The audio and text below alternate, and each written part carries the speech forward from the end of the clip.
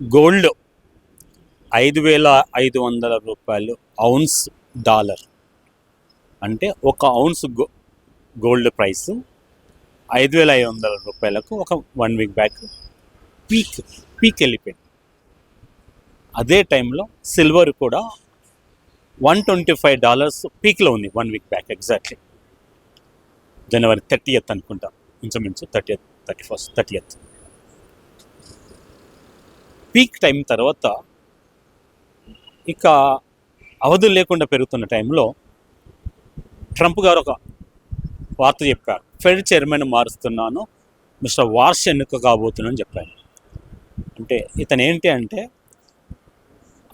America ఆర్థిక వ్యవస్థను పటిష్టం చేస్తూ డాలర్ యొక్క రేటును తగ్గిస్తాను, డాలర్ రేటు వాల్యూ పెంచుతాను, అంటే మిగతా కనుక డాలర్ వాల్యూ స్ట్రాంగ్గా ఉంచుతాను చెప్పగానే ఆ న్యూస్ రాగానే చకచక పడిపోయినాయి గోల్డ్. సో నేనేమంటున్నా అంటే గోల్డ్ కొనేవాళ్ళు డెఫినెట్గా కొనండి. గోల్డ్ అనేది దేశంలో అన్ని దేశాల యొక్క సెంట్రల్ బ్యాంక్స్ గోల్డ్ బీభత్సంగా ఉంటున్నాయి. గత 14 నెలల కాంచెల్లి వరుసగా 1 2 3 4 5 అలా 14 months వరుసగా చైనా కొన్నది గోల్డ్. 14 months చైనా చెప్పే లెక్క కంటే ఇంకో 10 రెట్లు మనం ఎక్కువ ఊహించుకోవాలి, ఎందుకంటే అది బయటికి రిలీజ్ చేయదు. అలాగే పోలాండ్ కూడా 1 వీక్ బ్యాక్, ఇండియా అలా కొంటూనే ఉంటుంది.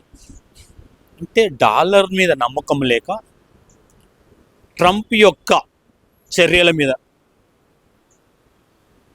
విసిగెత్తి డాలర్ను మనం ఉంచుకుంటే ఎప్పుడో ఒకసారి మనకు ప్రమాదం అనుకొని ఆ డాలర్ను యుఎస్ బాండ్స్ను అమ్మేసుకొని గోల్డ్ కొంటున్నారు.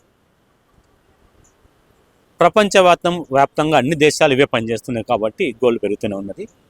సో ఫెడ్ చైర్మన్ మారినా మారకపోయినా గోల్డ్ అనేది పెరుగుతూనే ఉంటుంది. ఎప్పటిదాకా పెరుగుతుంది? ఇప్పుడు ఆల్రెడీ $5,000 వచ్చేసింది, అంటే ఇంచుమించు మళ్ళీ 15-20% పెరిగింది ఈ మళ్ళీ ఆగిన 3-4 daysలో. డెఫినెట్లీ పెరుగుతుంది. అంటే ట్రంప్ యుఎస్ ప్రెసిడెంట్ ఉన్నంత కాలము, అతని యొక్క దుందుడుకు స్వభావం ఉన్నంత కాలము గోల్డ్ రేట్ పెరుగుతూనే ఉంటుంది, పడిపోతుంది. గోల్డ్ మీద ఎందుకంటే దాన్ని సేఫ్ ఇన్వెస్ట్మెంట్గా భావిస్తారు కాబట్టి ప్రతి ఒక్కరు కొంటారు. సో మీ దగ్గర అమౌంట్ ఉంటే డెఫినెట్లీ గోల్డ్ మీద ఇన్వెస్ట్ చేయండి. అలా అని చెప్పి నేను ఇన్వెస్ట్మెంట్ చేయాలని అప్పు చేసి చేయొద్దు, మీ దగ్గర సొంత డబ్బులు ఉంటేనే ఇన్వెస్ట్ చేయాలి. ఎందుకంటే విల్ టెల్ యూ, గోల్డ్ నేను చెప్పినా అని చెప్పి పక్క పెరగాలని ఏముండదు, తగ్గుతూ పెరుగుతుంది. మీరు అప్పు తీసుకొచ్చి పెట్టారనుకోండి, ఏమవుతుందంటే టెన్షన్ ముట్టుకుంటుంది 2 రోజులు పడిపోగానే. సో మనం పీస్ఫుల్గా బతకాలి కాబట్టి అప్పు చేయకుండా ఉన్నంతలో బతకండి. ఎక్సెస్ మనీ ఉంటే మాత్రం గోల్డ్ మీద ఇన్వెస్ట్ చేయాలి. యూబీఎస్ ఒక ఇన్వెస్ట్మెంట్ బ్యాంక్ రీసెర్చ్ ఫర్మ్ ఏం చెప్తుంది అంటే రాబోయే 6 నెలల్లో గోల్డ్ ఈజీగా 20% పెరుగుతుందని చెప్తుంది. సో మీరు కూడా యూబీఎస్ రీసెర్చ్ ఫర్మ్ కనుక మీరు నమ్మితే డెఫినెట్గా గోల్డ్ మీద ఇన్వెస్ట్ చేయండి. అయితే I'm authorised certified mutual fund distributor. మేము ఎలా చెప్తామంటే మీ దగ్గర ఒక 10 lakhs గోల్డ్ ఇన్వెస్ట్ చేయాలనుకుందాం ఎగ్జాంపుల్.